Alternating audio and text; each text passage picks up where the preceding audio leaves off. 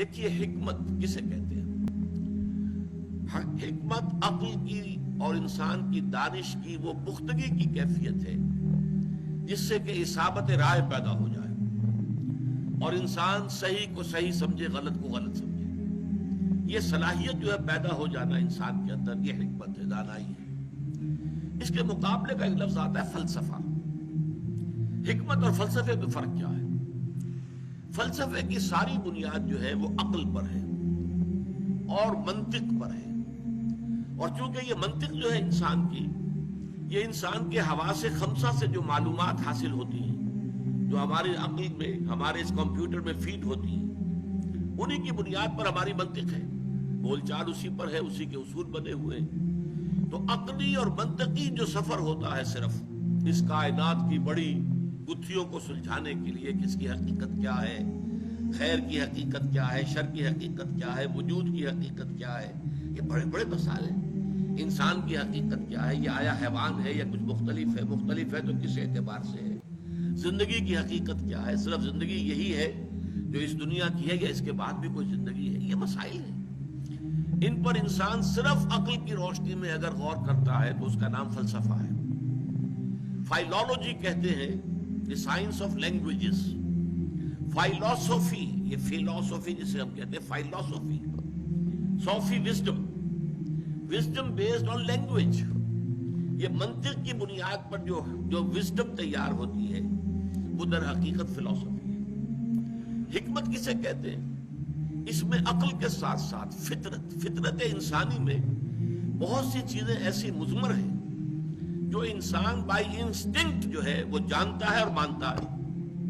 اس کو ثابت کرنے کے لیے کوئی دلائل موجود نہیں ہے، بلکہ دلیل دینے کی کوشش کی جائے گی تو کچھ شک تو پیدا ہو جائے گا، یقین حاصل نہیں ہوگا۔ مثلا نیکی اور بدی کا تصور ہے، فطرت انسانی کے اندر موجود ہے۔ انسان اپنی فطرت کی روح سے جانتا ہے یہ نیکی ہے، یہ بدی ہے، یہ خیر ہے، یہ شر ہے، یہ اچھائی ہے، یہ برائی ہے۔ سچ بولنا اچھا ہے، جھوٹ بولنا برا ہے، فطرت سے جانتا ہے۔ لیکن اگر آپ ثابت کریں کہ سچ بولنا واقعی اچھا ہے، ثابت کرو، اور جھوٹ بولنا واقعی برا ہے، ثابت کرو منطق سے، تو اس ثابت کرنے کی کوشش میں شک تو پیدا ہو جائے گا، کوئی یقین کی کیفیت پیدا نہیں ہوگی۔ اسی طرح ایک ہستی کا تصور، کوئی ایک ہستی ہے جو اس کائنات کی پیدا کرنے والی ہے، خالق ہے، مالک ہے، یہ تصور فطرت انسانی کے اندر موجود ہے۔ اس کو ثابت کرنے کی کوشش کریں گے تو ٹھوکریں کھا جائیں گے، عقل سے منطق سے ثابت کریں گے تو ایک کریٹیک آف پیور ریزن جو کتاب لکھی تھی کانٹ نے، اس میں اس نے بخیے ادھیڑ دیے تھے کہ اللہ اور خدا کی ہستی کے ضمن میں جو دلائل منطق نے قائم کیے ہیں ان سب کو اس نے منطق ہی سے توڑ دیا۔ ان الحدید بالحدید یفلح، لوہا لوہے سے کاٹا جاتا ہے، منطق کو منطق نے کاٹ دیا، سارے دلائل ختم ہو گئے، سارے دلائل بادر ہوا ثابت ہوئے، کسی منطقی دلیل سے اللہ کے وجود کو ثابت نہیں کیا جا سکتا۔ لیکن یہ کہ فطرت کے اندر ہے، کوئی ہستی ہے، کوئی خالق ہے، کوئی مالک ہے، پوری دنیا کے اندر سب نے مانا ہے۔ پوری دنیا میں صرف یہ تو ہوا ہے کہ اس کے ساتھ کچھ چھوٹے چھوٹے معبودوں کو بھی لگا لیا گیا، بڑا جی سے لکھا جانے والا گاڈ ایک ہی رہا، گاڈز اینڈ گاڈیسز، لیکن وہ چھوٹے جی سے لکھے جائیں گے، بڑے جی سے نہیں۔ گاڈز جب ہوگا جمع تو وہ چھوٹے جی سے، گاڈز اینڈ گاڈیسز۔ اسی طریقے سے مہادیو وہ تو ایک ہی رہا ہے، البتہ دیو، دیوتا، دیویاں، یہ دیو ہی ہے نا، دیو ہی سے مہادیو بنا ہے، اور دیو ہی سے دیوی اور دیوتا بنا ہے۔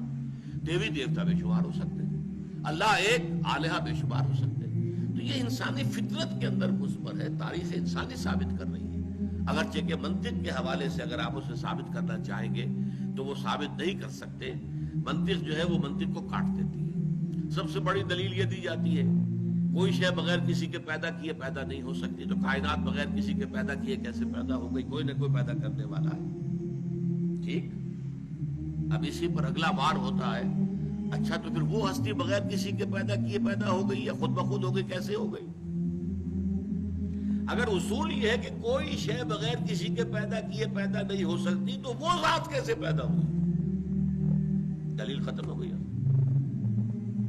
ان الحدید بالحدید یفلح، لوہے کو لوہا کاٹتا ہے۔ تو در حقیقت کوئی منطقی دلیل نہیں ہے. اور ہمارے ہاں خاص طور پر امام رازی رحمۃ اللہ علیہ نے اپنی تفسیر میں جو منطقی بحثیں کی ہیں، موشگافیہ کی ہیں، وہ ٹھیک ہے، ایک دور کا یہ ایک خاص مشغلہ تھا اور خاص اس کا ایک ذوق تھا، ایک ہر دور کا ہوتا ہے، اس میں اس کی بڑی قدر تھی، اہمیت تھی، لیکن اب اس کی کوئی حیثیت نہیں. تو اصل میں جب فطرت انسانی وہ صحیح ہو، اس میں کجی نہ آئے، وہ پرورٹڈ نہ ہو، وہ فطرت مست نہ ہو گئی ہو، اور عقل سلیم، عقل بھی بے راہ نہ ہو، عقل پر شہوت کا غلبہ نہ ہو جائے، خواہشات کا غلبہ نہ ہو جائے، تعصب کی پٹی نہ بندھی ہوئی ہو، تو دیکھیے دونوں لفظ سلیمہ سالم سے بنا ہے.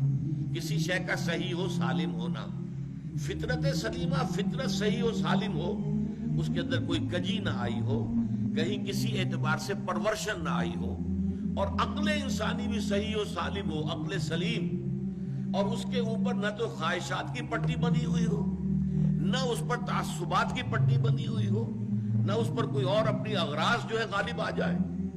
اگر یہ دونوں صحیح و سالم ہو اور دونوں کا سفر ہو تو اس سے جو شے وجود میں آتی ہے وہ حکمت ہے، وزڈم.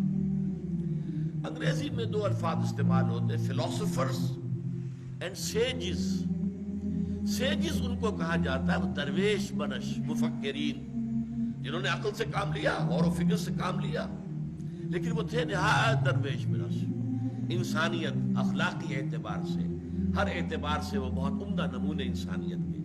فلسفی تو کوئی بھی ہو سکتا ہے، شرابی ہو، زانی ہو، لیکن یہ کہ وہ عقل جو ہے، عقل عیار، عقل تیز ہو، اور اس کے ذریعے سے وہ بہت سے اپنے فلسفیانہ خیالات جو ہیں ان کا تانا بانا منطق کے ذریعے سے باندھ کر لوگوں کے سامنے رکھ سکتا ہے. معلوم ہوگا کہ بہت بڑا فلسفی ہے، لیکن یہ ہے کہ وہ شخص جو اپنی شخصیت کے اعتبار سے، سیرت و کردار کے اعتبار سے بھی وہ صحیح انسانیت کا ایک نمونہ ہو، اور پھر وہ عقل اور فکر اور فطرت سلیمہ کی روشنی میں اس کی عقل سلیم سفر کرتے ہوئے حقائق تک پہنچے، ان کو ہم سیجز کہتے ہیں، وہ درویش. اور ہم اردو میں استعمال کریں گے حکماء. اسی لیے حکماء و فلاسفہ یہ دو الفاظ علیحدہ علیحدہ استعمال ہوتے ہیں. جو فلسفہ ہے خالص منطق کی بنیاد پر جو چلتا ہے، خالص منطق، خالص عقلیت، اس کے نتیجے دو ہیں لازماً. آخری منزل کیا ہے؟ اسکیپٹسزم، شک، ارتیابیت. کوئی یقین کی کیفیت پیدا نہیں ہو سکتی کسی شے پر. یا ایگنوسٹسزم، لا ادریت. یا تو فلسفی کو یہ کہنا پڑتا ہے کہ ہمیں کچھ پتا نہیں، معلوم ہم شد کہ ہیچ معلوم نہ شد. مجھے عمر کے اس آخری درجے میں آ کر معلوم ہو گیا کہ مجھے کچھ معلوم نہیں. سارا سوچ بچار. علامہ اقبال کا بھی ایک شعر بڑا عجیب ہے، بڑا عجیب ہے. ویسے تو ان کی وہ پوری نظم جو ہے ذوق و شوق والے جبریل میں، میرے نزدیک شاعری کے اعتبار سے، شعر کے اعتبار سے علامہ کے کلام میں وہ کلائمیکس ہے، سب سے اونچی نظم ہے، ذوق و شوق. اسی میں ایک ہے، تیری نظر میں ہے تمام میرے گزشتہ روز و شب، مجھ کو خبر نہ تھی کہ ہے علم نخیل بے رطب. عمر کی سرحد پر پہنچ گیا، اللہ میں پہنچ گیا ہوں، میں نے سمجھ لیا یہ علم اور فلسفہ جو ہے، جو میں نے حاصل کیا، پڑھا لکھا، جس کے لیے گیا، میں برطانیہ بھی گیا اور جرمنی بھی گیا، مجھے معلوم نہ تھا یہ ایسے کھجور کا ایک درخت ہے جس میں کھجور لگتی ہی نہیں. درخت کھجور کا ہے، کھجور نہیں لگتی اس میں. مجھ کو خبر نہ تھی کہ ہے علم نخیل بے رطب، اس میں تو کھجور لگتی ہی نہیں. اسی لیے پھر ایک جگہ کہتے ہیں کہ خرد کی گتھیاں سلجھا چکا میں، میرے مولا مجھے صاحب جنوں کر، یقین مجھے پیدا ہو جائے. اور وہ یقین جو ہے پھر عشق پیدا کرتا ہے، محبت پیدا کرتا ہے، جذبہ پیدا کرتا ہے، جنون پیدا کرتا ہے. دنیا انہیں کہتی جنونی. یہ لوگ کیا ہیں؟ فنڈامنٹلسٹ.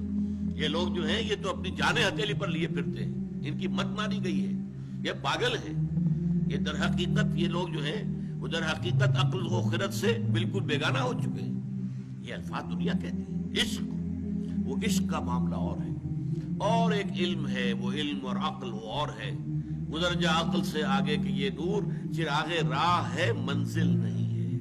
منزل تک پہنچانے والی شے نری عقل نہیں ہے. ہاں عقل بہت بڑی شے ہے، بہت بڑی شے ہے، بہت بڑی شے ہے. بشرطے کہ فطرت صحیح ہو، فطرت سلیمہ ہو، فطرت میں کجی نہ ہو، فطرت اپنی صحت پر برقرار ہو، فطرت پرورٹ نہ ہوئی ہو، اور اب عقل کام کرے، عقل سلیم.